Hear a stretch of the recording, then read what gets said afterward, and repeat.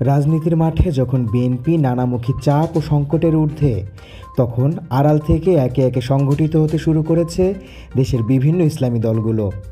রাজনৈতিক বিশ্লেষকদের মতে এসব দল শুধু নির্বাচনী প্রস্তুতি নিচ্ছে না, বরং বৃহত্তর একটি জোট গঠনের মাধ্যমে তারা বিএনপির অকার্যকর বিরোধী শক্তি পরিচিতিকে ভেঙে নিজেদেরকে নতুন বিকল্প শক্তি হিসেবে প্রতিষ্ঠা করতে চায়।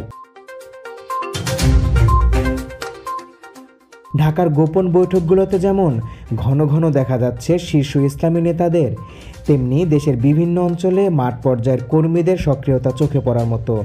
বিশেষ করে চরমোনাই পীরপন্থী ইসলামী আন্দোলন, খেলাফতে মজলিস, জমিয়তে উলামায়ে ইসলাম এবং ঐক্যপ্রবণ কয়েকটি নতুন ইসলামী সংগঠন এক ছাতার নিচে এসে ধর্মীয় মূল্যবোধ নির্ভর জাতীয় রাজনীতির আহ্বান জানাচ্ছে।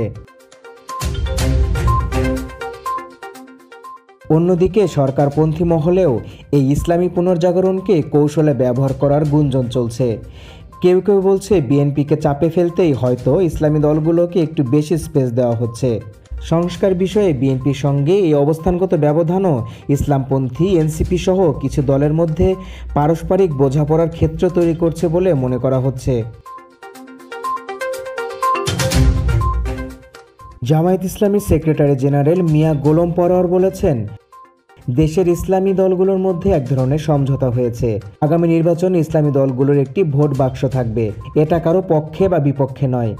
ইসলামী ও দেশপ্রেমিক দলগুলো যারা জুলাই গণ অভ্যুত্থানকে ধারণ করে ফ্যাসিবাদের বিরুদ্ধে এবং ফ্যাসিবাদ যাতে ফিরে না আসতে পারে তার পক্ষে, যারা সমঝোতার চিন্তার পক্ষে একমত, তাদের নিয়ে নির্বাচনী জোট গঠনের চিন্তা চলছে।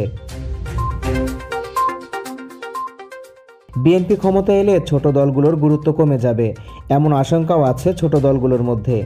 এই আশঙ্কার পাশাপাশি সংস্কার বিষয়ে তাদের অবস্থান ইসলামীপন্থী দলগুলোকে জোটবদ্ধ হওয়ার দিকে ঠেলে দিচ্ছে বলে রাজনৈতিক বিশ্লেষকেরা মনে করছেন।